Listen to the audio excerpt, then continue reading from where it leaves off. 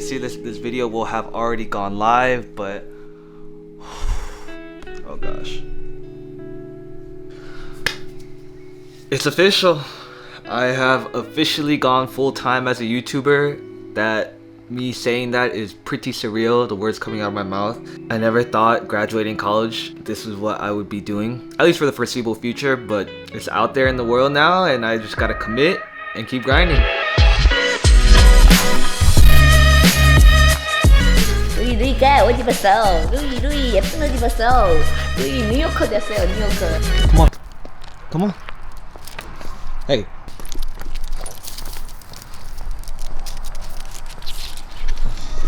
Alright, I have a better idea. Ready? Come on!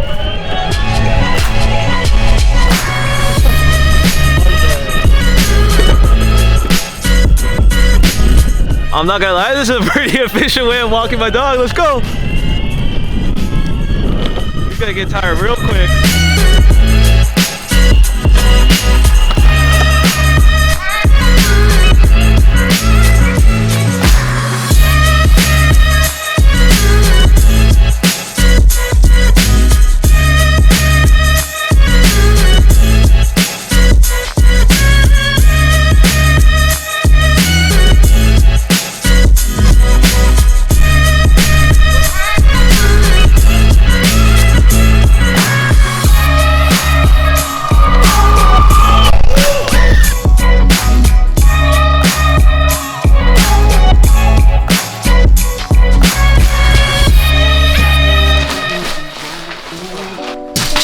You know, now that I've been home for a couple of days, it's been making me realize that the older you get, your definition of home kind of starts to change its meaning.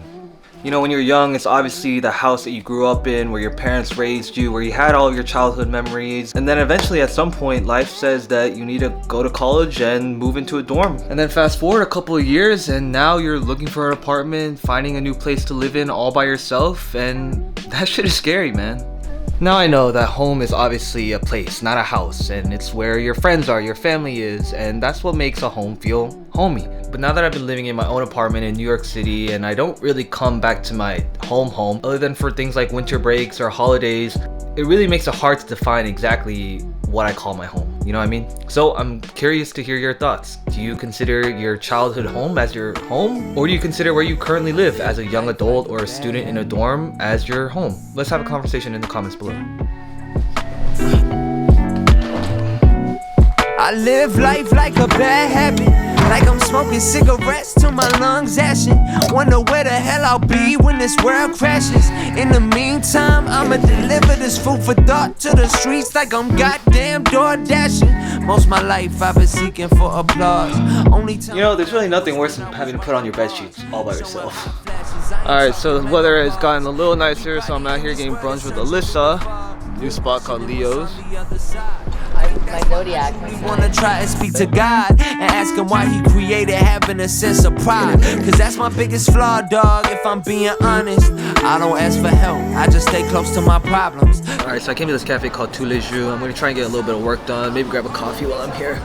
Every drama, I look inside the mirror and I only see a monster, baby. If I had a bullet, I would be my own. Alright, so right now since I'm back home, I'm trying to do a little bit of administrative work. There's always a couple of tasks that just need to get done that take a little bit of time, and I figured now is the perfect time to just get those out of the way. First thing is going to be coming up with an updated media kit for this new year. Basically, a media kit is a PDF where you can send to a bunch of different brands so they're able to see things like your demographics, your stats, as well as your rates for how much you charge for different platforms, whether it's YouTube, Instagram, TikTok. It's probably one of the first things you need to set up, especially if you're trying to become a creator who's looking to monetize their platform. And while yes, there are a lot of brands that work with micro influencers by gifting them product, you eventually want to get to a point where you're able to start charging, you know, $500, $600, maybe up to $1,000 to integrate a brand into your video. And that's something that I realized early on in my channel, is that, you know, this is a great way to start making either passive income or using this as my main source of income, which right now has been a little bit slow. So now that I've updated a little bit of the media kit, I'm going to be able to send it out to sponsors and start getting the ball rolling on some new partnerships. Alright, now the thing about a media kit is that you can either have like a full PDF with multiple pages diving deep into your demographics, which is what I've mainly been using, but I realize sometimes if I'm cold emailing some brands, I realize it's easier to just have a one-page sheet which you can easily send to a bunch of different brands. And I'm not gonna lie, I'm not the best graphic designer, so if you go online and look up media kit templates, there's a ton of different options. There are some free ones, but if you go on Etsy, they actually have some pretty easy customizable PDFs that you can just drop into a software like Canva, and then you're able to fully customize everything from the colors, the fonts, to pictures. And since I'm on a little bit of a time crunch and I just want to get this done pretty quick, I'm literally just gonna pay $7.65 and get this template downloaded. Alright, so super easy. I just download it and now I can just open it in Canva. Okay, boom. Basically just like that, I can just drag and drop my pictures, update the demographics, and then they also include this one-page rate sheet where I'll basically just go in and type out how much I'm charging for Instagram story, Instagram feed,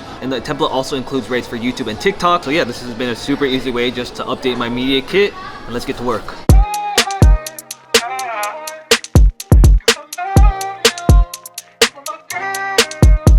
Through the night, she just want the tip, no advice. On the side of the road, what's the risk? Roll the dice. If they catch us, I don't care, cause we all gonna die. Yeah, we all gonna die. I was worried, to be honest, but it's all going right. When I first laid eyes, I was awful enticed. Also, another type of thing that these companies want to see is the types of brands and companies that you've previously worked with. So it's always great to include names of your big sponsors and people you've worked with previously. So luckily, I've had the fortune of being able to work with some really dope brands, and obviously I'm going to be using it for my media kit, just picking the best and biggest brands. That way they're able to see that you're a credible influencer who has worked with these brands before, and thus you're going to be able to leverage yourself in a higher position because you've already worked with some big brands before. So luckily I've got things like Microsoft, Walmart, Alexa, American Express, and those are all some pretty big platform brands, so let's go ahead and drop these on the media kit. Also, another thing you can do, which I'm probably not going to do right now, but you can actually make separate media kits for different brands that you're reaching out to. So for example, let's say you're reaching out to a bunch of different fashion and lifestyle companies, then obviously you're going to want to fill that media kit with the different fashion and lifestyle brands that you've worked with, and vice versa. If you're reaching out to some more tech or photography or videography companies, you're obviously going to want to swap out the brands. So it's honestly a pretty smart idea to have some different variations of your media kit so that depending on the niche that your company is in, your media kit will accurately reflect that information as well. Don't stack me and Jack, got the city on smack, that's word. That's where I used to catch 18 all the way to Newburgh. It was only me and her, I don't care what you heard. Only me and her, I don't care what you heard. Got a southern accent, shit slur a few words. That's very true, sir, let me share a few words. Hey, let me share a few words. Feeling unappreciated, let me cherish you first, yeah.